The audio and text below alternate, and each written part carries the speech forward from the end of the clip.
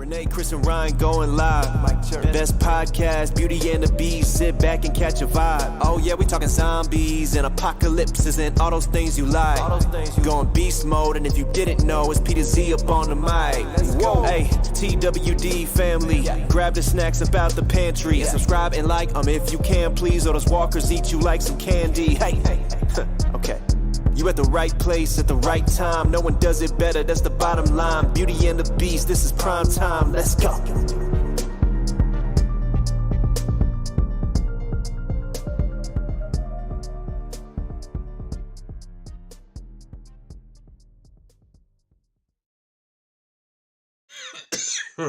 Excuse me, that was a horrible time to go live. Alright, audio levels actually look good this time. So That's good. I think we're good. Chris, I see you're on. Can you hear us? Testing 1 2 3. Testing 1 2 3. What's up, Renee? Not much. It's been kind of crazy around here. It's been very nice. We've had really good weather, so I've been enjoying that. It must be nice because maybe like a week and a half ago we had 70-degree weather, and yesterday it was 24 at night. So yeah, that's not good. It's No. currently 76 here, so sending the warm your way. And then I asked myself why I'm not in Georgia yet. Yeah, I think it's, something you should consider. I consider it considered. Oh yeah. So Chris said that we have entered second winter. I remember that. Yes. I can't wait for third and fourth. Exactly. You never know how long it's going to go. That's New York for you. Yep. So what'd you think of the episode? I think probably the better episode that we've had so far. It was pretty darn good. Yeah. I was angry with Rick the majority of the time, but I mean, I told you like 3/4 of the episode, I was like, "What are you fucking doing, you idiot? Like, just go! Like, you figured it out before, you'll figure it out again." Exactly, because together they can do anything, right? Yep. Jadis knows this. Everybody knows this. Yep. But yeah, it was Denai wrote the episode, and I just think she just did a fabulous job, Oh, yeah. and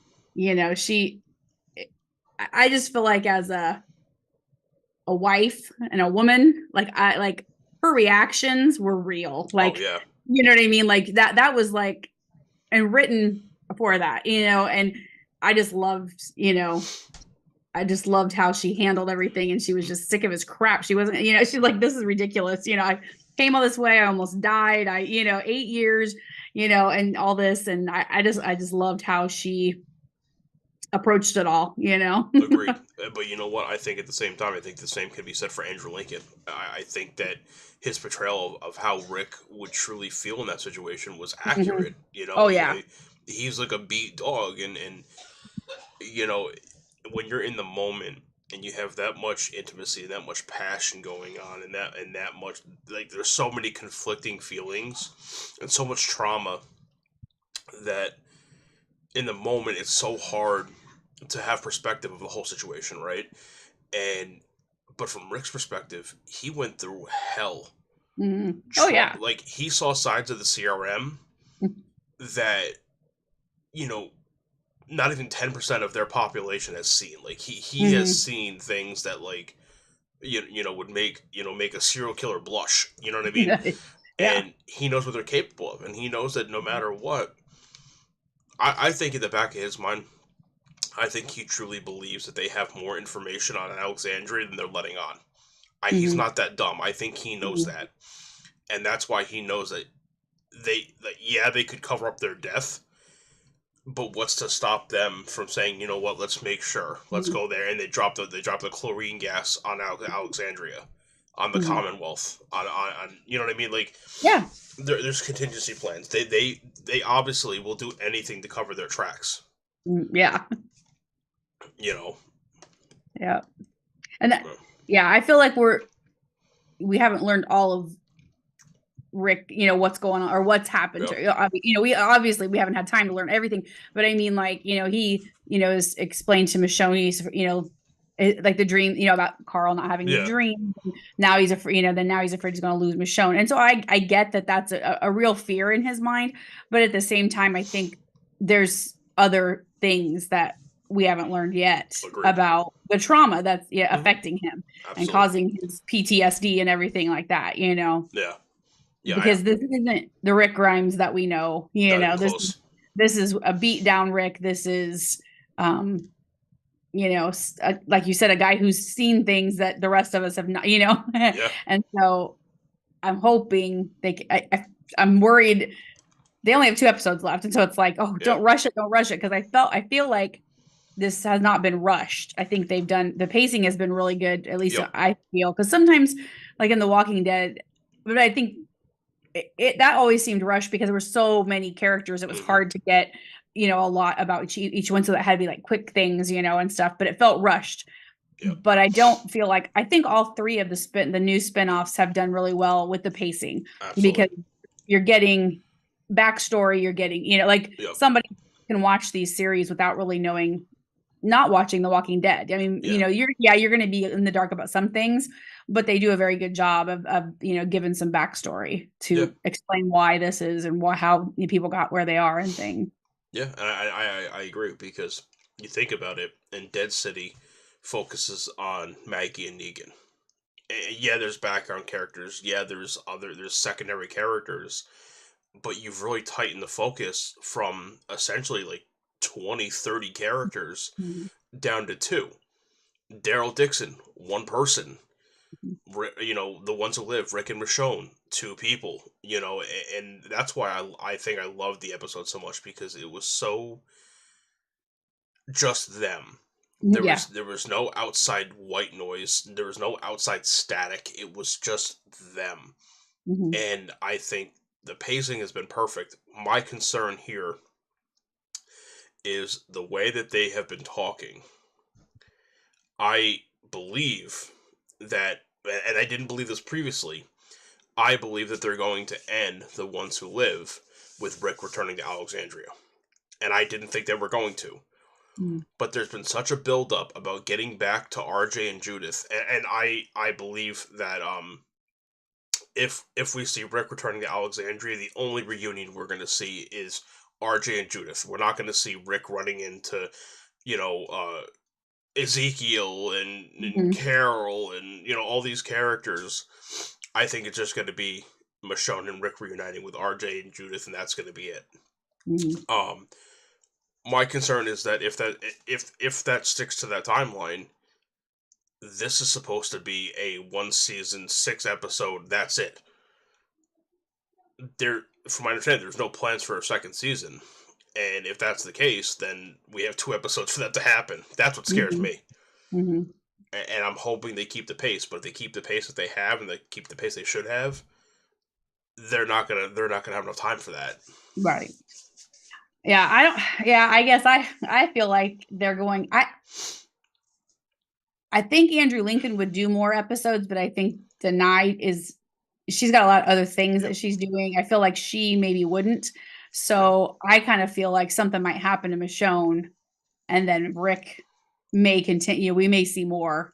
Yeah. Because Gimple's teased about a second, more, he's, of course he can't say anything, or whatever, and there's been nothing officially announced, but Gimple has teased that you never know what's going to happen and this and that. And, and he could just be talking to, because initially it was supposed to be a couple seasons, and then they were very added, like it's a 6 episode series, and that's how they word it. AMC words it, but it's hard to say. It would be in my opinion, it would be the weirdest storytelling blue balls, because they've had such a focus on the CRM. I mean, you've seen the CRM in Walking Dead, The World Beyond. You've seen them in The Ones Who Live, and you've seen stories about them in Fear. You know what I mean? Like stuff like that. You have all this build up that like this is like the world's greatest evil that we've never seen in The Walking Dead before. To have that story conclude in 2 more episodes, I personally would feel like that would be an injustice. Mm-hmm. And like you said, they've been very careful and very specific about what they've said about the show, and that the show is a 6-episode, mini series, and that's all it is. It's not going to have, Yeah. whatever. They've been very specific about that. And in my opinion, I think that we will be getting an announcement for some kind of other show coming soon. That's my opinion. And it's going to revolve around Rick. My personal feeling, I think Michonne is going to either be killed or seriously harmed as a direct result of an action by a CRM, by a member of CRM. In my opinion, probably Beale. I think that logically makes sense. So then Rick will go on his vindictive feral Rick stage, and he's going to go back to Alexandria, and he's going to round up the troops, and he's going to say, guys, they took Michonne from us, and they did this, they do this, and he's gonna spill everything. And I think that you're gonna see like Avengers Endgame, of The Walking Dead. You're gonna see everybody versus the CRM. And that's a big change for me, because if you remember last week, I said that Rick and Michonne were going to take on the CRM, and it was going to be about the summit. I don't think that anymore. Because I'm thinking about the pacing in my head. I'm thinking about the stuff that we learned in this episode, and how adamant they are both about getting back to Alexandria, but doing it the right way. And yeah, especially now that they have the vehicle, and they've fled. I forgot the name of the community they were at, the building. Yeah, I don't remember what it was called. Yeah. Yeah, they flee there, and they're heading to Alexandria. And so unless Rick and Michonne both have the worst sense of direction in the world, which I don't believe, and they wind up back at the CRM, I don't know, but who knows what, a lot could happen in 2 hours. Yeah. And I feel like we're not going to get a lot of, in these last 2 episodes, I feel like we're going to get more Rick and Michonne than anything. I don't know that we're going to see a lot more of the CRM. I mean, I think, there'll be some, but I don't know, because they have pushed, this is the epic love story. This is at the heart. This series is a love story and that kind of stuff. And I don't think that they will go back to Alexandria, because that's not there. The set isn't there anymore. So, but what is there is the Commonwealth. The set was still there last year at the camp. It was still up. And so maybe there'll be a return to the, there. And it's hard to say. We could sit here and speculate all day. Have you watched the trailer for the next episode? I have, yeah. Yeah, and so they're on foot a lot. So I think they might lose the vehicle. We see some things. Shocking. So yeah, right. What do you think that cloaked figure is? I don't know. Everyone keeps saying it's Morgan, and I don't think it's Morgan. It's not Morgan. They want us to think it is, but I would almost be willing to bet my next paycheck that it's not Morgan. Yeah. Again, we've mentioned this before, but because of the specific phrasing that Lenny James has used about his return, his ever potential return to Morgan, the fact that, in my opinion, that would undermine his final episode. Yeah, and I don't agree with that, and I don't think people like Scott Gimple or Angela Kang would agree with that either. That's a good question. Could it have been what's her name, the CRM woman, hunting them down? I don't know. Oh, Thorne. Thorne, yeah. Yeah, I don't think it's Thorne. Yeah, Zay said she said Jadis. I've seen a lot of people say it's Jadis. Yeah. But again, I just don't know why she would be looking for them, because the CRM thinks they're dead. They think they died in that helicopter, and I guess. Yeah, it's really, I guess it's just really hard to say. I just kind of wanted your opinion, because I've seen a lot of chatter about it. Although I will say the one shot that we have of this hooded figure, she looks shorter than Jadis, in my opinion. Yeah, Jadis is Pollyanna is very tall, and this hooded figure does not look that tall, in my opinion. But then again, it's hard to tell perspective, because there's really not much around the figure when we see them. So who knows? Yeah, it's hard. Yeah, perspective and camera angles and all that stuff. So yeah.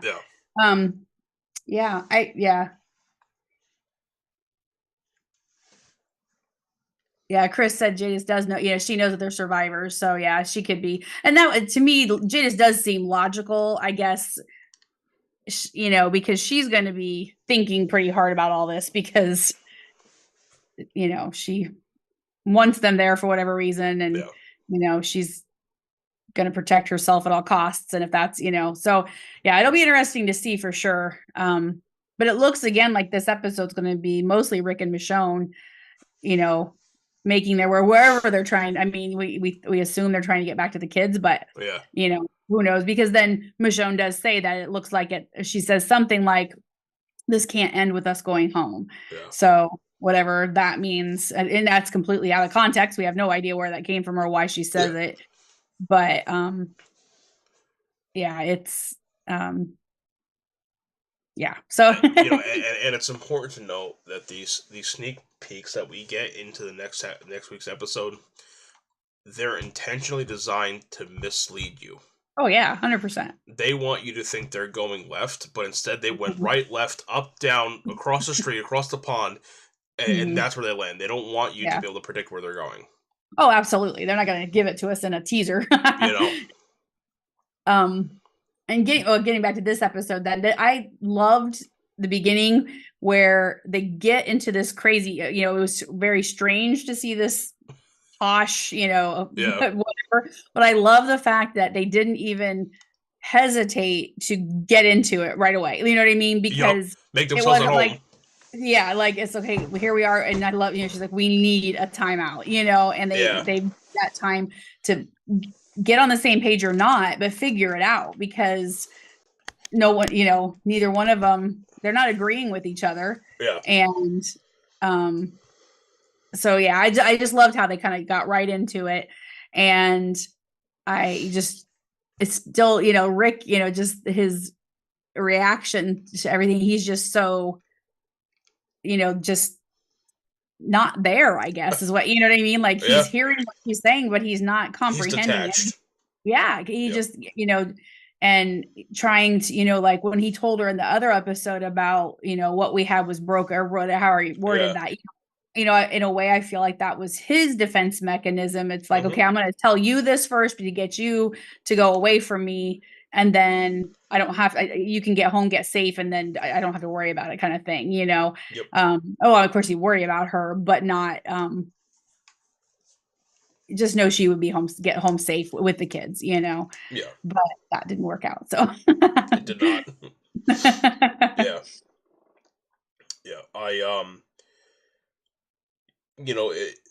It was so funny, but I loved Rick's reaction to technology.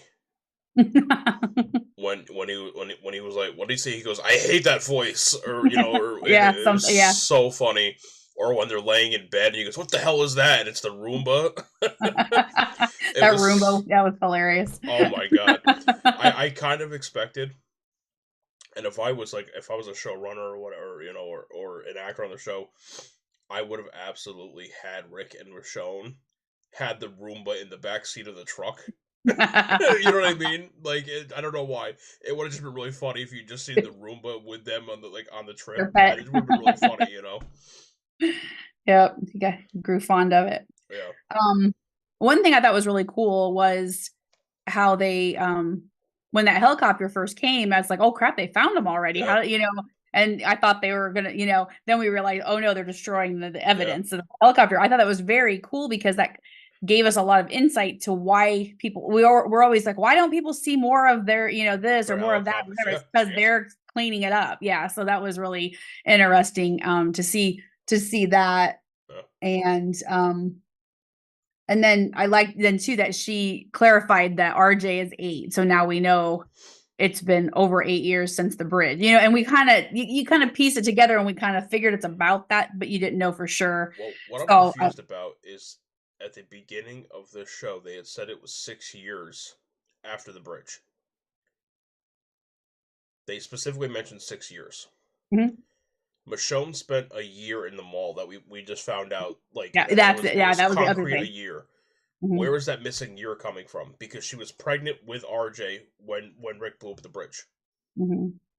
So where's that missing year that I'm missing? Well, she was looking for him. Oh, yeah, that's a good point. So yeah, so you're Yeah. right. Okay, so she spent a year looking for him, and then she. And Okay, then that found makes Nat sense. and his group. Yeah, yeah. Okay, that makes Yeah. sense. Okay. And see, my dumb brain, at first I was going, why has she been out there for 8 years? And I'm like, okay, nope, she hasn't been out there for 8 years. She's only been out there. Yeah. For a second, I was like, what? And then I'm like, okay, well, back up. But yes, I love that we got those two clarifications. The fact, because, when we talked last week, we talked about how it had been or months, we didn't know for sure that her and Nat were convalescing after the gas exposure. Yep. Because you saw the seasons change, but we didn't know, it wasn't really clear, 100%. Oh, it's been 6 months, 8 months, whatever. So it was good that she gave that information too, because it just fits the time. It's always nice to have that timeline Yeah. to fit things together. Yeah. But Absolutely. so I thought we got a lot of information. Again, it's just things are just so well written Yeah. that they got all this information in here for us in little bites, and Absolutely. I just appreciate that so much, because we're always trying to piece that stuff together, just Oh, yeah. because that's what we do. With time jumps and all this kind of stuff. And I think when Rick saw I love that he realized, like, the realization that he kind of couldn't believe that she threw him off the helicopter, and they jumped off and did all that. But then he realized she saved their lives. They would be dead if not that she knew that would have happened, but it's, Yeah. just it was really that look on his face. He was like, oh wow, when they saw that Yeah. helicopter next door. And then, that was the first time I got mad at him. Then when she was like, oh, they know, we can go now. We can go Yeah. now, He's like, no, and we he can't. just, yeah. And it's like, are you kidding me? They think you're dead. And I understand, like, what you said about, the CRM could still do their thing or whatever, but they could leave. You know what I mean? They Yeah. could go get their children and leave if they're that worried about that. Yeah, and You Michonne know? even said that. She goes, "We can go into hiding." Yeah. Like, Yeah, and but that just, it just, as we slowly peel back Rick's layers of what's going on, it makes sense and stuff. But at the time, it's just like, Rick, why are you being so dumb? Yeah. And I think it's very difficult, because we see Michonne as Michonne. This is Michonne, Yeah. how she is always. She hasn't really changed a whole lot, because that's just, she hasn't gone through what Rick has either. But she is Michonne, and he is not Rick Grimes right now. He's Rick Soldier, whatever he is, and I just hope we get to know more and see more why. I feel like there's something even bigger that hasn't been disclosed yet, that he's gone through or Agreed. seen or done, or whatever it is. And so it'll be interesting to see if there is more to to his, where he is in his mind. Yeah.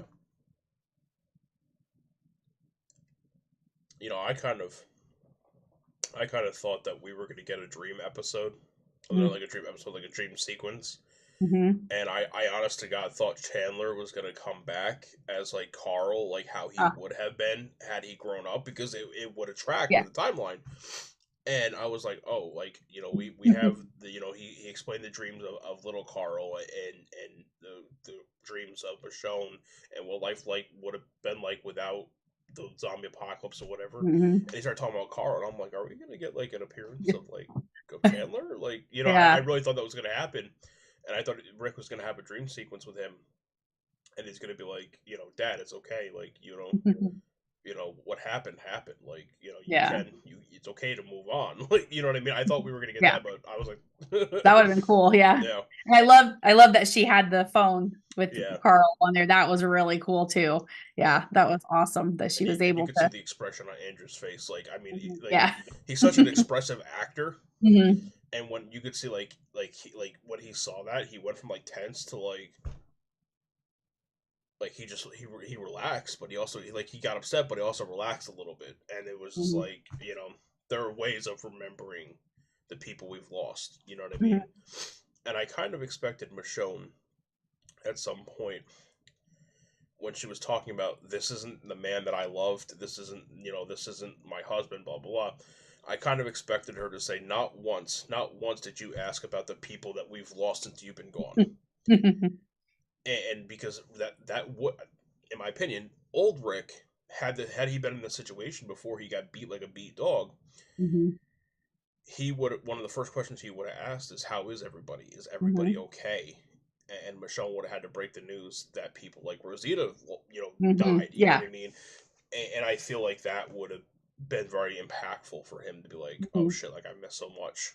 Yeah. But I don't know. And for me, that would have been another emotional point to hit Yeah. the Rick, that they've lost so many people while he was gone. Mhm. You know?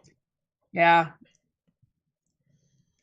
And I still can't get over his reaction when you could tell Michonne did not want to tell him at that moment about RJ, Yeah. but she was just so angry. Yeah. And she's like, "Here, why don't you write the letter and tell your children why you're not going to Yeah. see them and all that stuff, But his reaction, I was like, "Are you know what I mean? Like, I get he's under trauma, but for crying out loud, you just found out you have a son. You lost a son and now you have a son, and you just don't, all you want to do is get back to the CRM." And I was just like, "Oh my gosh, Rick, seriously." Yeah. Snap out of it. Yeah, it was just such an emotional roller coaster, the whole episode, because you're mad and you're sad and you're happy and you're Yep. there was just all the whole spectrum of emotions.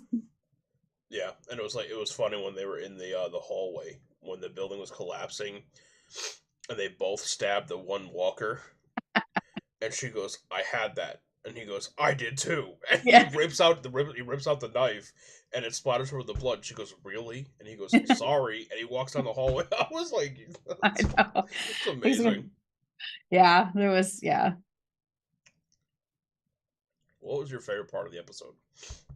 I loved it. I guess I think favorite was just when she gets so angry at him about the kid, and that whole scene, because it was so raw and it was so, acting on both sides. Even though we didn't like Rick's reaction, he did so well at just being this stone, and Yeah. he had tears, I think, in his eyes, I think, when he was listening. But I just thought it was so real and raw for her just to, be like, you're going to tell them, you're going to, she was segued into it with like creative writing. Oh, speaking of that, she's like, here, why don't you write your kids a letter? And, because she was referencing the letter that he tried to write her when he was trying to get her to leave and all that. And so I just thought that whole scene was just really well done by both of them. And, like I said, it just felt so real, Yeah. What about you? My favorite part was when they argued so much to the point that Michonne walked out, and you see the door close, and she stops in the hallway, and you can see her contemplating it, and then you see Rick reach for the door, and he's just hovering there, and then she proceeds to try to exit the building, and she sees all the walkers of all the residents, and she's just standing there. Mm-hmm. And both of their, both Andy and Denai are just insane actors. I mean, in their own right, but they portrayed those moments so well of the hurt that they both were feeling, and Denai did a phenomenal job of portraying that betrayal that Michonne would have been feeling. That the one person that she felt she could count on most in the world has given up on her. Mm-hmm. And then when Rick tackles her as the building is collapsing and they lock eyes, it was such a powerful moment because you could tell that she had this glimmer of that's my husband. Mm-hmm. That's the real man that I love. Yeah, that was cool. And I think Rick realized that I didn't lose this person. He didn't die. He's inside of me. Mm-hmm. And it was such a beautiful scene, and I loved it. That was my favorite part of the entire episode. Yeah, that was really good. Yep. And then after that, then we have them with their first intimate moment since RJ, maybe, and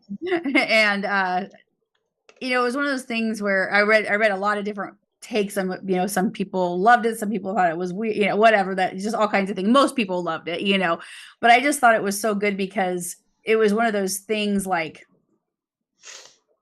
they had to feel alive again, number one, because that they just almost, were killed and all that kind of stuff. And you have that vulnerability and things after an experience like that. But I also loved that it was um, it was very emotional, but it was also very awkward because Rick, he didn't know how to act because of his state of mind, Yeah. and he's just really struggling, and he's petrified of losing her again, like he, on one hand, he wants her to go be with the kids and this and that, but on the other hand, he does not want that at all, Yeah. but he's trying to keep her and the kids safe. That's what Rick's going to Yeah. do. And if it means sacrificing whatever, he's going to do it. So there is, we do see that glimmer of Rick in there. It's just he's scared to death that he can't handle another loss like Carl, even though he's been separated from Michonne. In his mind, she's alive, she's well, Judith's alive, but well, he didn't know about RJ, but he can keep that thought in his mind without knowing the truth. Yeah. And now he's faced with, more reality. And I just thought it was, again, it goes back. I keep saying that same thing, but it was just so real. It was, and it was an intimate experience that a couple would go through after some type of, just of course not the apocalypse involved, but some sort of, dissension between them, or whatever it is. And I just thought it was wonderfully done. It was so well done. All like you've said, both their acting in this is just, it was extraordinary. And the the writing and just how they, I read some things about how they talked together about how to do this, and Rick wouldn't act like that, but he would do that, or whatever. And I love that because it's, I think that's why it's so good, because they have so much input. And so anyway, I thought it was really just very well done. Yeah, agreed. And to your point, them discussing that, Rick wouldn't do this or Michonne will do it this way. They know these characters best, and we've said that when you have them as the producers and you have them directing episodes, and it adds such a realistic element to it that it wouldn't have had otherwise. And I love that. And the fact that you could tell that Denai directed this episode. I mean, you could. She didn't direct it; she wrote it. I wrote it. I mean, you could tell that she wrote it. It just. It was that impactful. Mm-hmm. Yeah.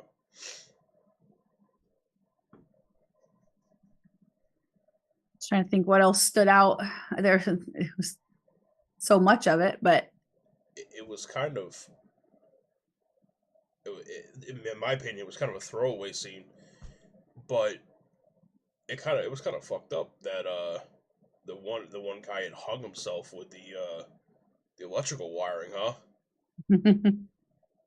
I mean, that was, I didn't expect that.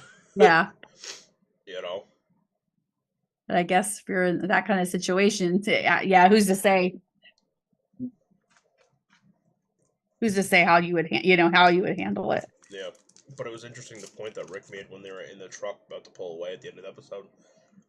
He said, "You notice that those walkers were real thin," and she was like, "Yeah," and she's like, "They obviously had power, so what happened? Did they starve?" And that was kind of, an interesting observation, that there are a multitude of ways to die in the zombie apocalypse.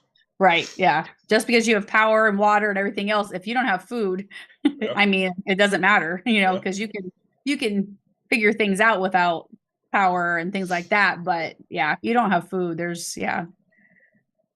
That must have been a decent sized community. Yeah. It was, it was several stories. Both there's at least the two buildings that we saw, right? And they were several stories tall, so it's hard. Yeah, and there's a lot of walkers too. Yeah, there was a lot of bodies. Yeah, so, and Chris said the fridge was empty. Yep. So it's it's one of those things where everybody just thinks you think more about being killed or how this and that, but starving to death, that would, I don't know, that'd be pretty. I can't imagine how horrible that would be. That'd be a pretty shitty way to die. Yeah. I'm trying to think about any other, really. I don't think there was really that. Overall, it was just like I said, it was a great episode and it was very impactful. But I don't think there wasn't a lot of action. Yeah. I mean, it was pretty cool when the chandelier fell on them. Oh yeah, that was crazy. You know, And she's telling him to leave, and he's like, "I'm not leaving. Are you kidding me?" and that was one of the Yeah. first moments that I was like, "That's the real Rick." Yeah. Right. You know, he could have easily left and leave and for Judith and RJ, but he was like, "No, I'm not leaving you." Like, Yeah. what are you talking about? And he persisted. And Chris made a great point. Nothing can stop real true love. Not even the Mhm. world collapsing around them. And I think Yeah. that was the parallel that was intended for that episode, was that the buildings representing the world. And the world Mm. could be coming down around you and collapsing around you, but they worked together and they got through it. Yep. And to Jadis's point, you by yourself, I'm not as worried about, but you Right. together, I mean, you guys could do anything. Mm-hmm. And I believe that. And so I feel like that was very intentional writing. Yeah. No. Absolutely. I was just reading my notes, making sure, seeing what else I was. I didn't want to miss any of my Yeah, me too. highlight things. I do too. This show has gotten me into writing notes because there's so much shit that happens in a lot of these episodes, and Yeah. I've also watched each episode 3 times. Yeah.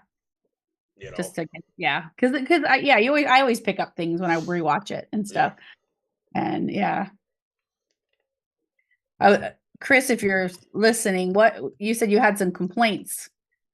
I would like to know some of those. What's these grind your guts moments? Yeah. Yeah. What's your I'd grind like your to know. guts? Because I'm sure Chris has got something. Do you Right. have a grind your guts? No, I really don't. No. Yeah. I can't really think of anything, even though I was really mad at Rick for a lot of it, but it was just anger at his decisions, not really, Yeah. but maybe Chris might be on daddy duty right now and not be able to Yeah, I think so. comment. But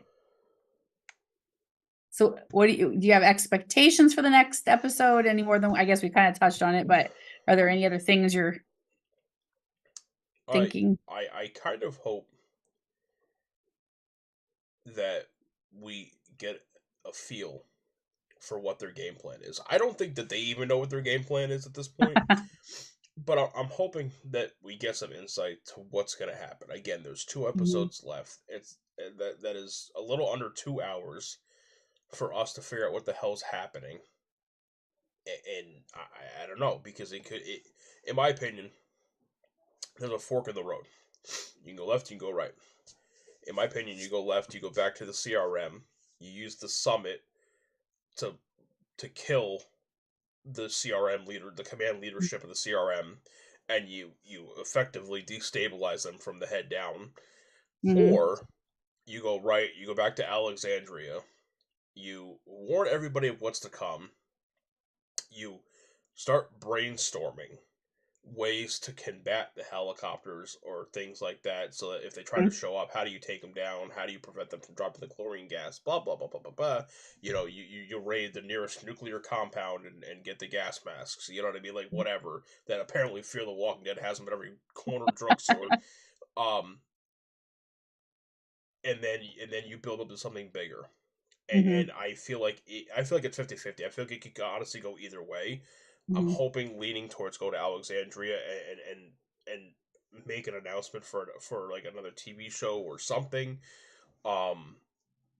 Because I feel like that would just I feel like I would love to see the potential for Rick to meet up with people that have not seen him in 8 years. I would love to see Rick reuniting with Gabriel. You know what I mean? Like, even him reuniting with like Eugene. I don't know why, but I'd fucking love that. You know what I mean?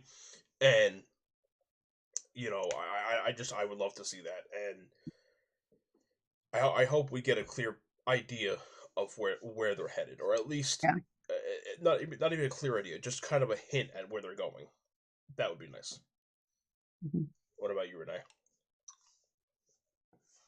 I don't know. I don't want everybody to reunite. I've never wanted that, because I'm just like, then why did we stop the first show? You could have done things, you know what I mean? I don't know. I don't want to see this whole, I don't know my MCU terminology, but the whole end game thing. I don't want to see that. I don't want to see all the characters back together, because to me, it's just pointless, True. And I mean, I'm not saying that we, bring on some of the characters somehow or whatever, and that kind of thing, because that would be interesting. But I just don't want them to redo The Walking Dead again, because as much as I love that, that was over, and I I made my peace with that, and so Yeah. I just, but I really do think I don't know. I've said this since before this series started airing, that I do think something will happen to Michonne, and then Rick may continue. It may be something that he can continues, like you said, maybe a new spinoff, or maybe they'll do another season of this, kind of how they're doing with Daryl and the Book of Carol, something like that, where it's a continuation of Rick's story, whether it's in the CRM. I mean, I feel like the CRM, like we've said it, or you said this earlier about how that we've seen it in so many of the series. It can't just be this little bit and that's it, and then it's gone. Like we have to see more of it, and something happen, and so I just hope that, yeah. And I don't think we're seeing a huge any. I really just I don't think we're going to see any type of reunion in this series, and I know everybody wants to see it. I just don't see it happening. But that's yeah. If Rick does not reunite with Judith and meet RJ, I don't know. For me personally, I feel like this series would lose some of its oomph. I feel like we need that emotional conclusion. I don't need for Rick to meet everybody and their sister. Yeah. In the series, I want to make that clear. I don't think that we don't have the time for it, to be quite frank. You would need a whole season for that. But I think he needs to reunite with his children, in my opinion. Otherwise, it kind of makes what Michonne's doing pointless for us as the viewer. For storytelling purposes, it makes sense what she's doing, and there's no whatever. But I feel like to get that true satisfaction of this whole journey that we've been on since Rick died at the bridge, to make it worth it, he has to have that, even if it's just someone at the wall and they said, hey, Michonne's back. Is that Rick? And then you see the gates open and there's RJ and Judith standing there. Even if it ends at that, I'm okay. I'm good. I don't need them interacting or talking. I'm okay with them just to see that eye contact to say like, hey, we're alive. Hey, we're okay. We're gonna be okay. As long as we have that, I would feel satisfied. Yeah, and I mean, I would love to see them reunite with their children, especially. I mean, that would be wonderful, but I just know how these series usually play out, and we don't always get those things, you know what I mean? Like, we want to see these certain things, and I don't know, because they surprised us at the end of the Walking Dead series, giving us a glimpse of Rick and Michonne. So it could be, like you said, just something simple, and I think that would suffice for people, because they just want to know that their family's back together, whatever that looks like, or however this is. But it'll be very interesting to see what happens, and to see if we get anything else, after this series, because obviously it's been well received. People have they've enjoyed it a lot, and it's hard to say. I think that I think at the end of this show we may get a teaser of something similar to how this show was introduced to us through the Walking Dead series finale. I think that we may get something similar to that, because, but again, it depends on the pacing of these final 2 episodes and where they go with it. Because again, I'm not in the same place this week that I was last week. Yeah. Because again, they wanted us to go left and they went right. You know what I mean? But I definitely think that there's a solid 70-75% chance that we're going to get some kind of teaser of another project coming up after The Ones Who Live ends. I really do think that.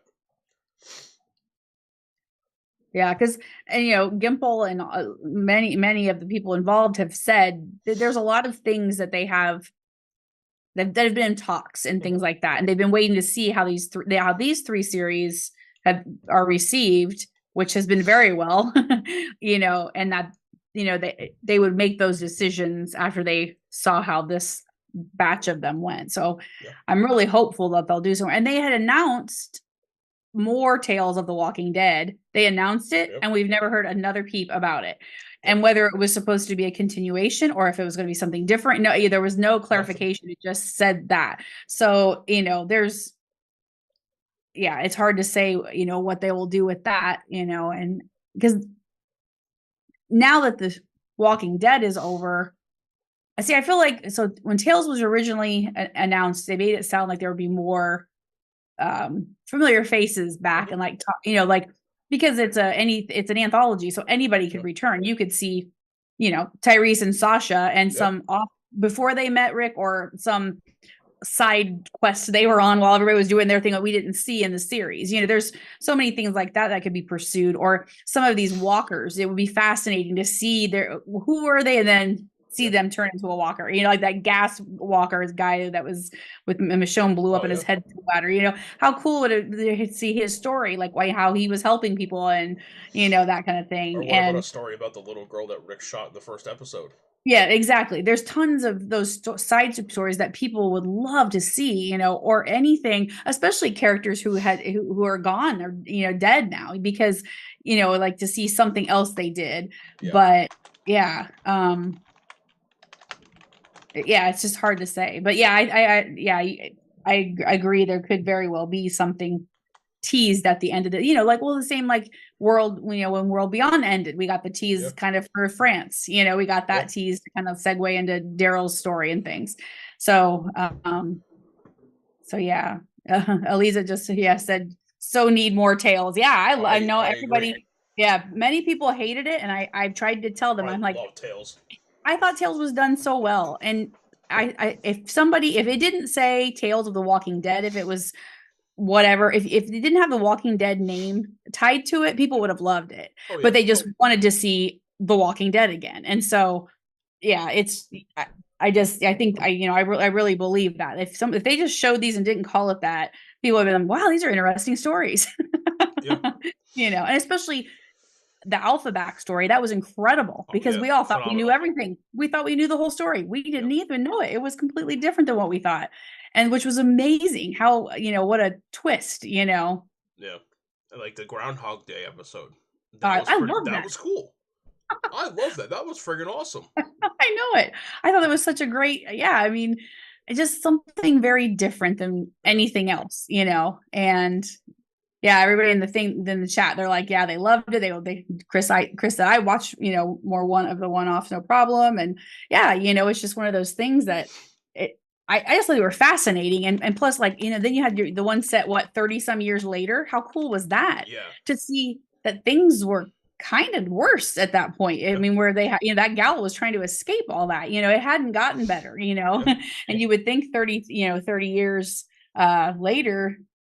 Yeah, so there's a lot they could do with it, and I know when they first announced, or when Tales was first coming out, Channing Powell, who is the showrunner, she said they have about, I think she said they have like 30 episodes, like kind of, I don't think they're written completely, but they've got ideas.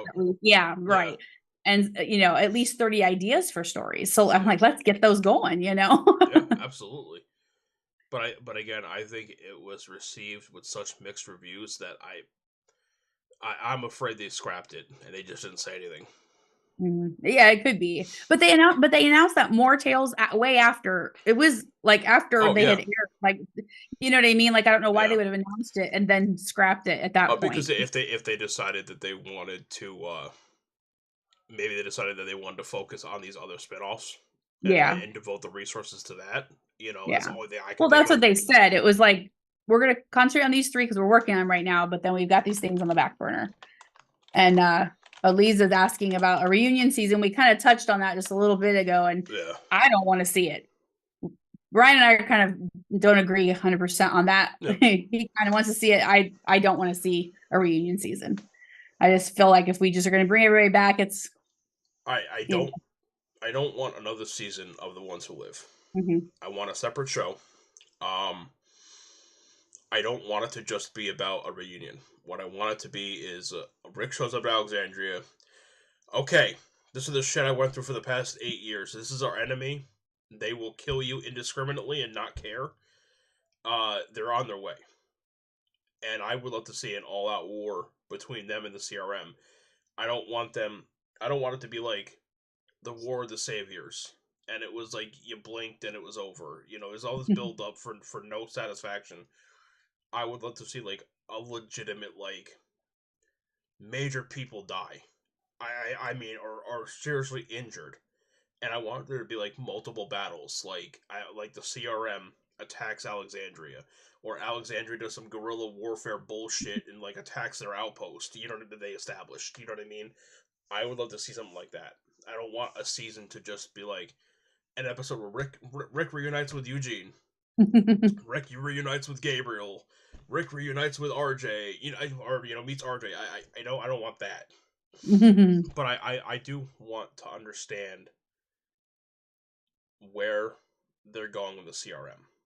It has been, in my opinion, the most development of any storyline in The Walking Dead, because it has spanned across 4 shows at this point. Mm-hmm. And I even have my beliefs about the stuff with Daryl Dixon and those people being somehow associated to the CRM, not being CRM, but them being associated to the CRM. I have a feeling. So I mean, I would say 4, maybe 5 shows. Mm.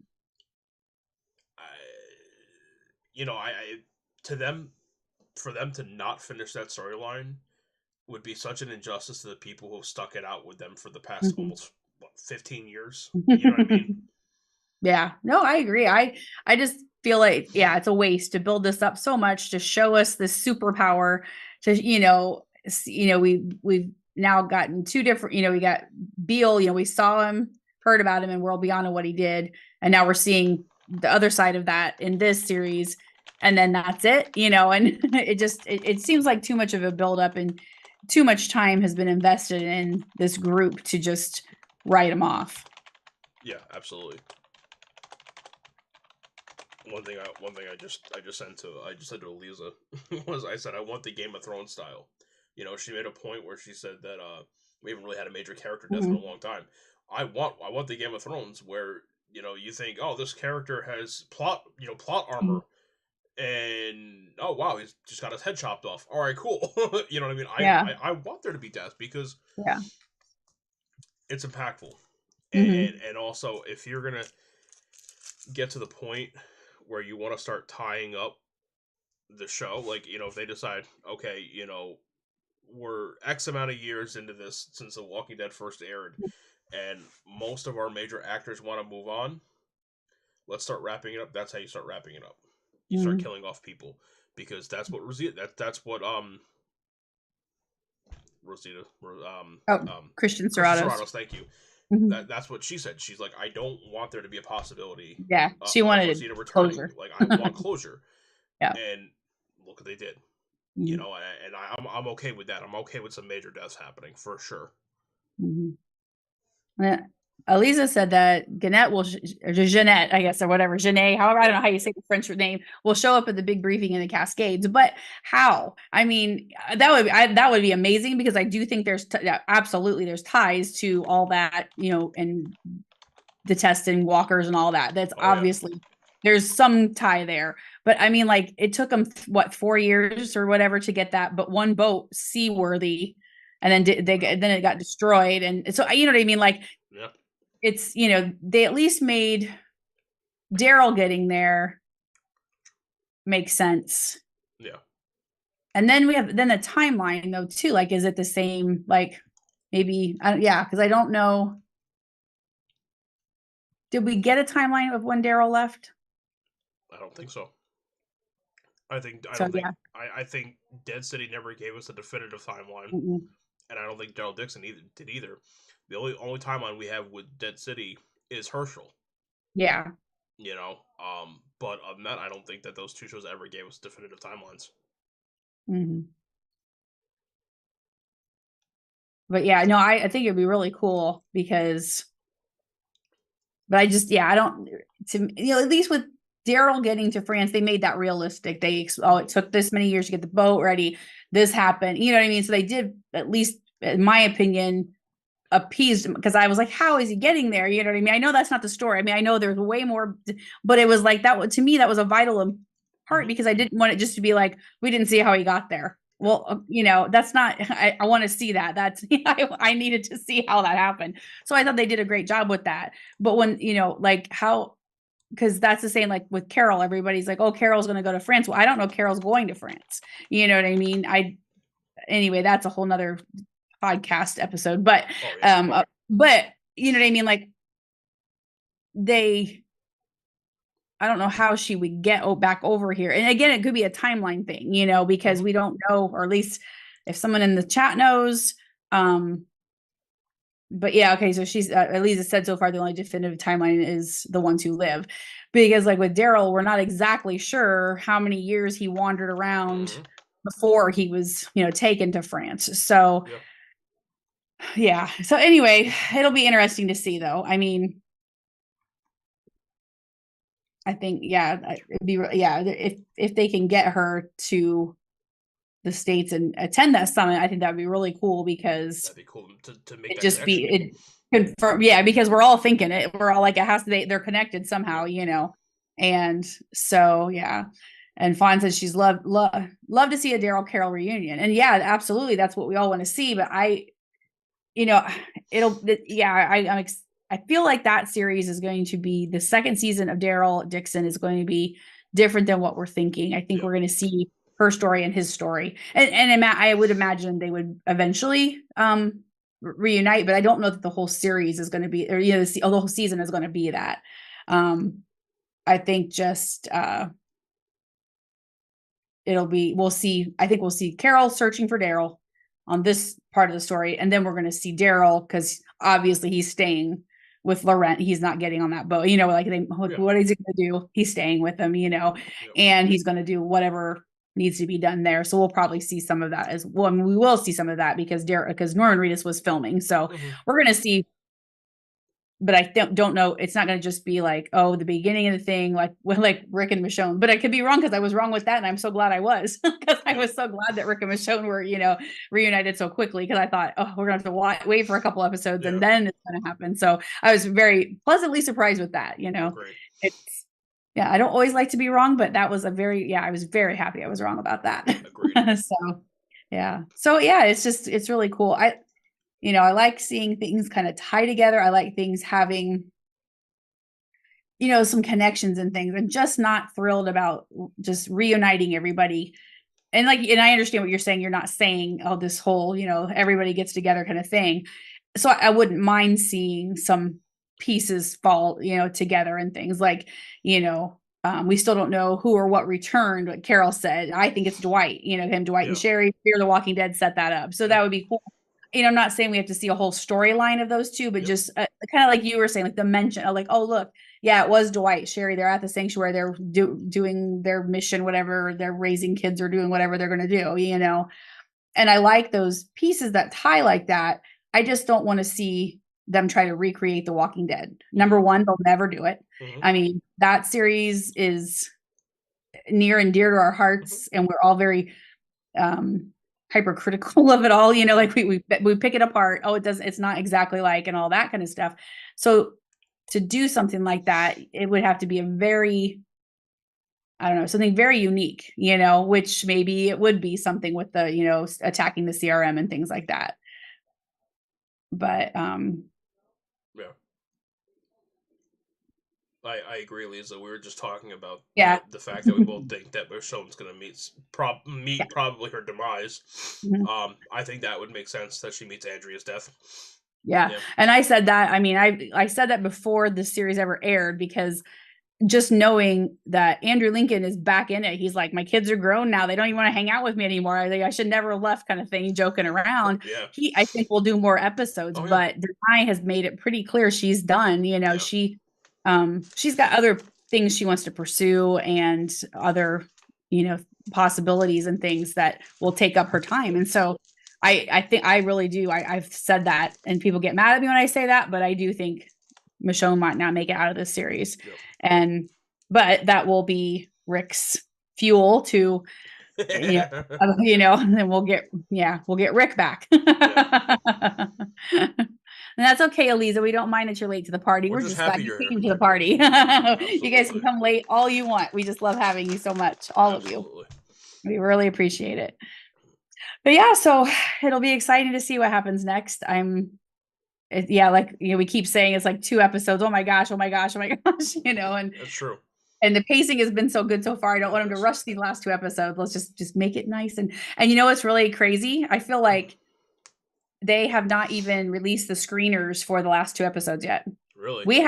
We had episodes 1 through 4 for months. Mhm. And what is today? Thursday? Yeah, Thursday, and we still don't have it. Unless I could what? Why do you think that is? There's something they don't want leaked. Yeah. Yeah. Because I don't know why else they wouldn't. So because like even Daryl Dixon, we got the first ones, and then was Daryl one of the spinoffs? Maybe it was Daryl. They just gave them all to us. It was like, here you go, you watch them all. And I pace myself. I don't watch them all because I don't want to know. I do too many podcasts. I don't want to be the kid that spoils everything for everybody. That's fine. So I would 100%. I would be the Tom Holland of this podcast for sure. Yeah. Yep. So it'll be, but I feel like this episode's good because I don't know why else they would be holding the screeners. So,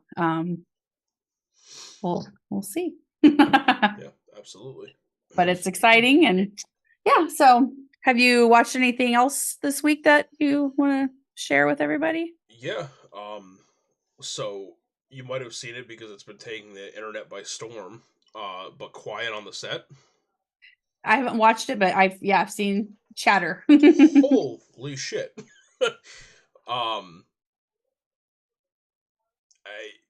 I was a 90s baby.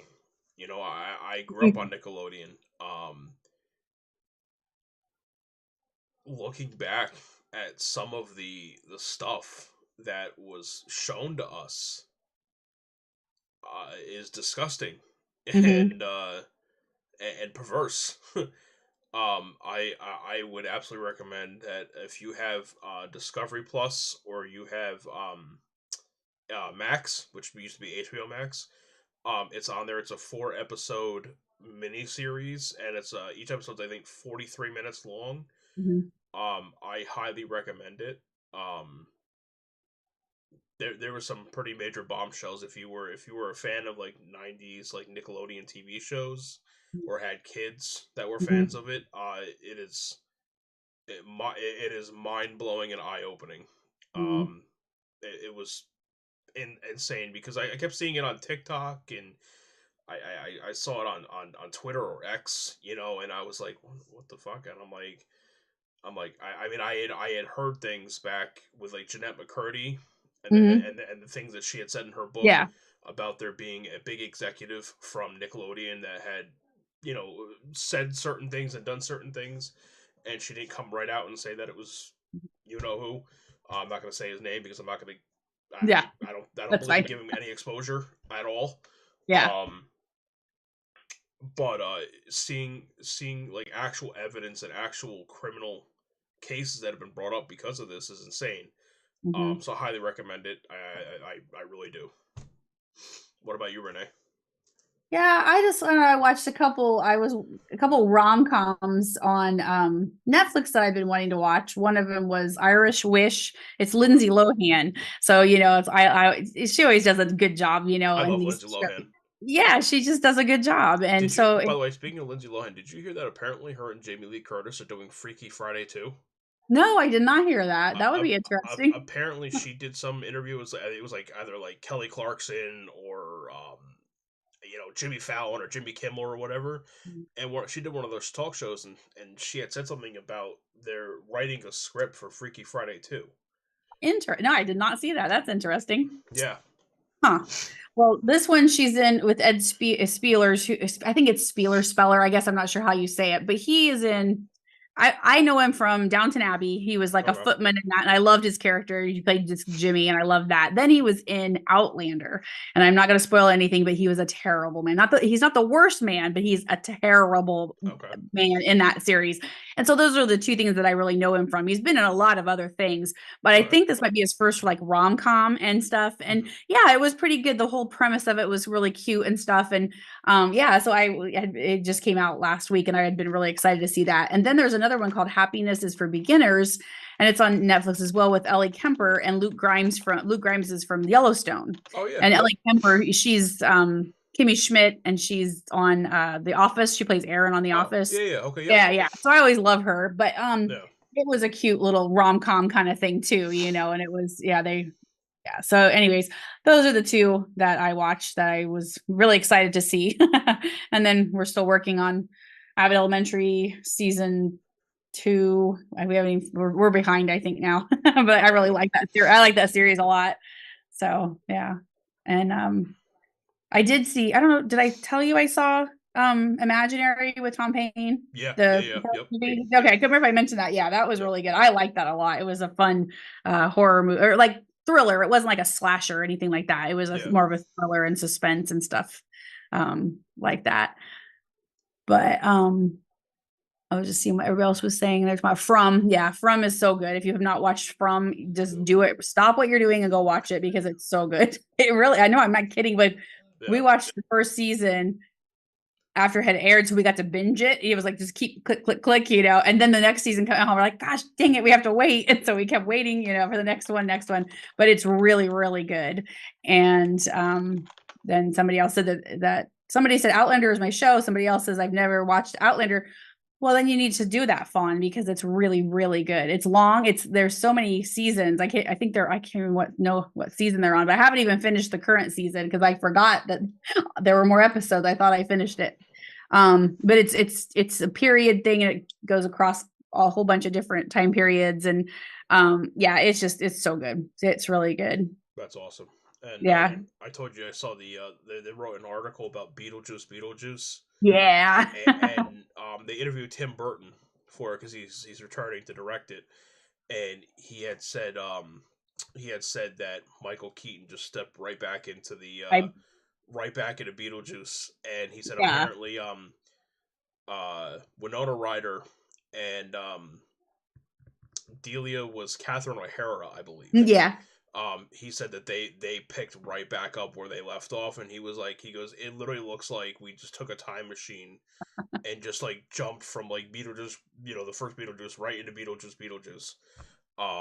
So that I am so excited. Beetlejuice is like top 5 favorite movies for me. It's so good. Yeah. It's just, I know Joy loves it too. My daughter, she loves it so much. And so she's excited too. So I can't wait for that. This week, the new Ghostbusters comes out. Have you watched the most recent one? I have, yes.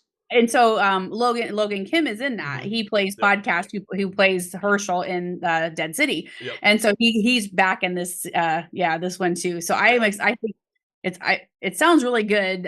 For those that don't know, it's continuation of the last it just follows that last one. I think it's 2 years after the events of that one. Yep. Paul Rudd, Carrie Coon, and the Finn Wolfhard from Stranger Things is in it. And so what happens in this one, they go to New York, and not only do they go to New York, they actually go to the original Ghostbusters firehouse. And there is the threat of a second ice age. And so that's what the premise is. They got to, prevent that or whatever. And so I'm excited for it. So I told my husband, that's movie night this week. We're going to the movies. See that? That's awesome. Yeah. The newest the newest Ghostbusters, not the one that's coming out, but the one that had just come out. In my opinion, aside from like Ghostbusters 1 and 2, Mm. is the truest adaptation of Ghostbusters, like the Ghostbusters world. Okay. I thought it was so well done. Yeah. Because there was other, as we know, was other Ghostbusters things that have been done, Yeah. that were not as good. But that, what was it called? The most recent one? Afterlife? Afterlife. Yeah. Ghostbusters. This one's Frozen Empire, the new Frozen one. Empire, yeah. Afterlife was so well done. I loved it. Mhm. Yeah. And I was shocked. I mean, I yeah, expected to be like, ah, whatever. And I was like, oh yeah. my gosh, this is like really good. I went into watching it with the expectation that if I don't hate it, it's a victory. Yeah. And Yeah. I was like, oh, no, I actually loved it. Yeah, it's fun to have. I like when they take, I don't like it when they just remake the movie. Like Yeah, I grew up in the 80s. I love the 80s movies. That's all we did as kids. We watched movies constantly. We yeah, would just go down to the video store, rent a stack and sit at home so we did watch so many movies and repetitive. I mean, like there's certain movies my brother and I to this day still quote. I mean, we just all the time, you know what I mean? Because we watched them and loved them so much. yeah, But I hate it when they're just like, oh, we're just going to remake this. Don't remake it.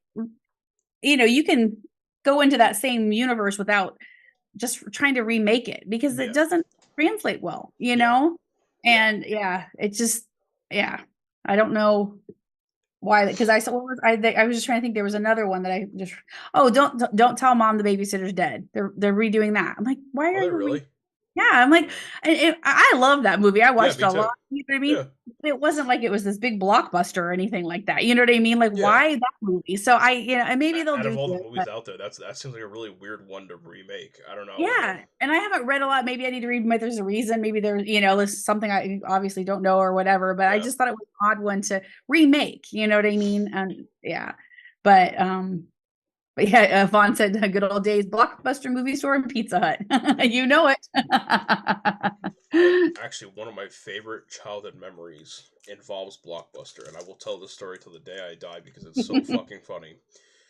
So, my mom is a twin, okay, and so my mom's sister is my aunt Janet, and uh, my aunt and my uncle and my two cousins live like 10 minutes from us, and there's a little kind of like mini village where they live, and there's it's now a Subway, but it used to be a Blockbuster, and when we went to Blockbuster, and my aunt's like, my mom was never like the one who was like, you can't watch horror movies, it's gonna give you nightmares. And my aunt was always like, hey Ryan, do you want to come sleep over Friday night after school and whatever, we'll watch movies? Yeah, no problem.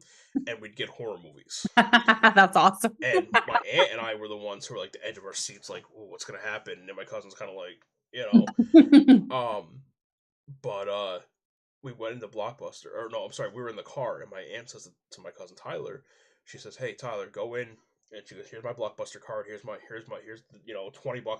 the hell she gave him." She goes, "Go in, just grab Dawn of the Dead, the remake," and this is the first time we had seen it, and she goes, "Just grab it and come back, whatever." And my cousin Tyler has always been dirty blonde, right? And we always make jokes about him being a blonde. Mhm. And he goes in, he grabs the movie. He gets in the backseat of the car with me. We go 3 minutes down the road to their house. We sit down. We have the popcorn. We're sitting there, and we pop the DVD in, and we're sitting there, and all of a sudden, the worst Korean dubs you've ever heard in your entire life take over. And my cousin sitting between my aunt and I, we both at the same time went, and he just went, and we're like, Tyler. He goes, yeah, what's up? I said, hold on. I look at the case and it says like in Korean. I was like, you grabbed the Korean version. And he was Oh, like, oh no. shit, I did. So we had to drive back to Blockbuster and change it out. It was one of the funniest things. And it's funny because you mentioned Blockbuster and you mentioned it to like younger people now. And I don't want to be that guy back in my day. Yeah. But, you mentioned people, they're like, what's that, huh? And like, I mentioned it to a person that I work with, and they're 19, and I mentioned the fact that Netflix started out as a DVD delivery service, and he was like, what? I'm like, yeah, like, didn't start out as a streaming service. That was like that Mhm. wasn't a thing. It was like basically Redbox to your mailbox, like, Yeah. you know. And he was like, okay. I remember, speaking of that with Netflix, we bought, and I can't tell you what year it was.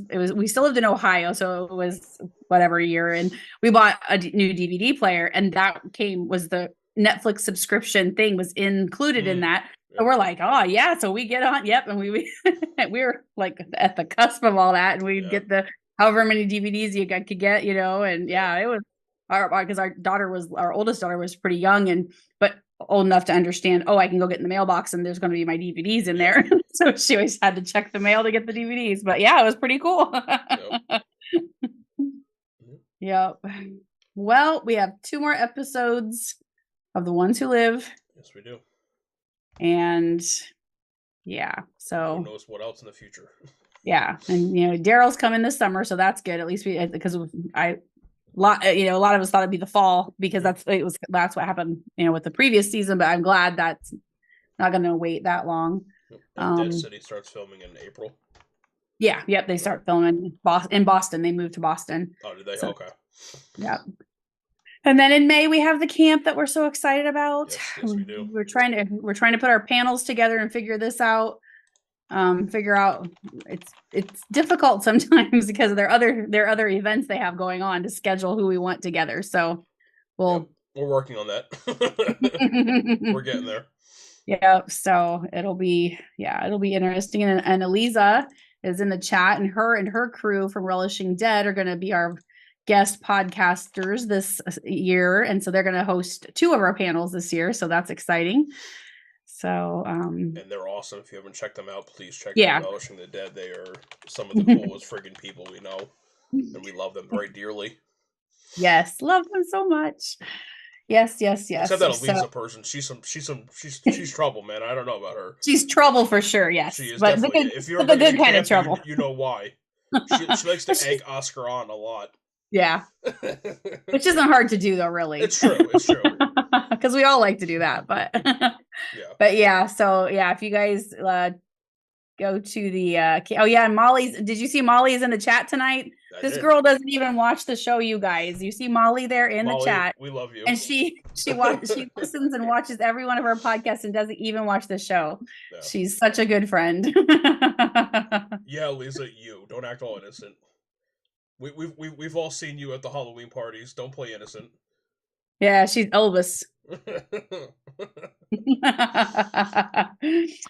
All right. Well, I think that's it. Unless you got anything else. No, I think I'm good. I think we'll be back more than likely same time, same place.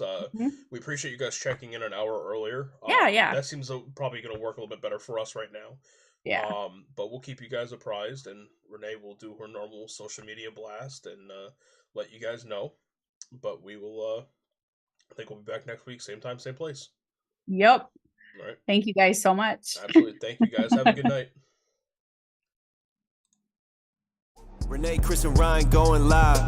Best podcast, Beauty and the Beast. Sit back and catch a vibe. Oh yeah, we talking zombies and apocalypses and all those things you like. Going beast mode, and if you didn't know, it's Peter Z up on the mic. Whoa, hey, TWD family, grab the snacks about the pantry. Subscribe and like if you can, please, or those walkers eat you like some candy. Hey, okay. You at the right place at the right time. No one does it better, that's the bottom line. Beauty and the Beast, this is prime time. Let's go.